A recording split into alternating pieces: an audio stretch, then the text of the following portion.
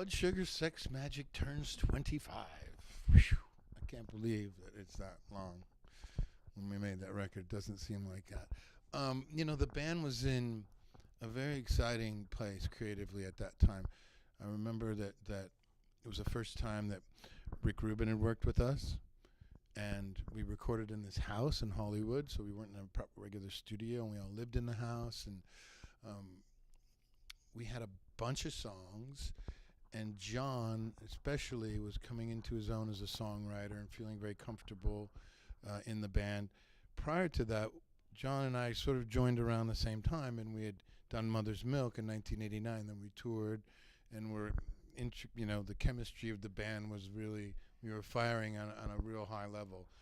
We toured a lot. We got to know each other musically and personally a lot, and sort of solidified that chemistry and wrote all those songs together. It was fun, man. I think back of it, and it was just, it went really quickly. I mean, we did the album probably in 2 months, and Anthony was singing more, and the songs were becoming more melodic, and it was the first time I remember thinking like, wow, listening to the playback, thinking this is the first time that the band's organic, natural sound and energy has been captured on tape, as it was back then. And we were just really just excited that the songs we were playing and the way they were coming out, and working with Rick, and of course Brendan O'Brien was engineering, went on to be an amazing producer. It was like a perfect storm. Everything was happening at the same time, and then rock music was changing as well. There was, I think people were getting tired of that whole Sunset Strip kind of hair metal thing that was sort of popular at that time, and they were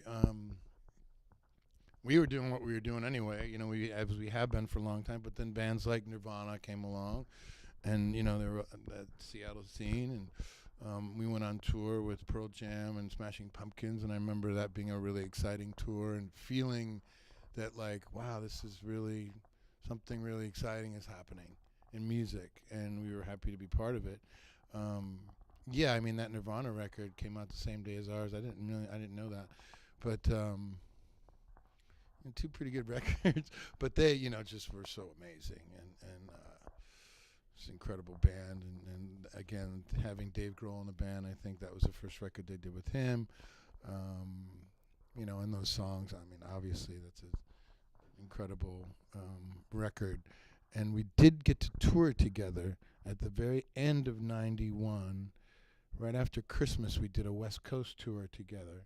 It was Pearl Jam was the opening band, Nirvana, and then the Chili Peppers, and we played up and down the West Coast. And I just remember being in the Cow Palace in San Francisco on New Year's Eve and watching Nirvana launch into Teen Spirit, and